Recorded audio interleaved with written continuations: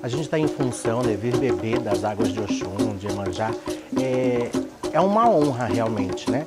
Para a gente poder tá agradecendo todas as bênçãos de um ano inteiro e ainda renovando todos os pedidos para o ano que está vindo, né? Na última função do ano, para a gente estar se preparando as coisas boas que ainda virão.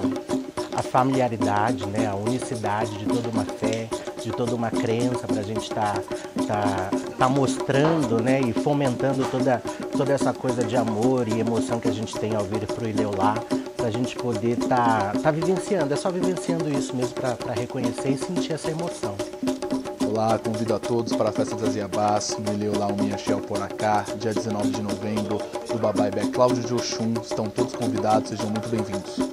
Queria convidar todos vocês para a Festa das Iabás, do Pai Cláudio de Oxum, Babaibé, do Ileolá Umiaxel Poracá, dia 19, próximo sábado.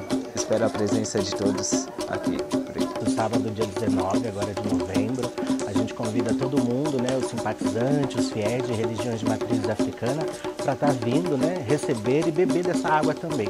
E Mamãe Oxum, Mamãe Iemanjá, Mamãe Oiá possa estar abençoando e iluminando a vida de todos vocês também.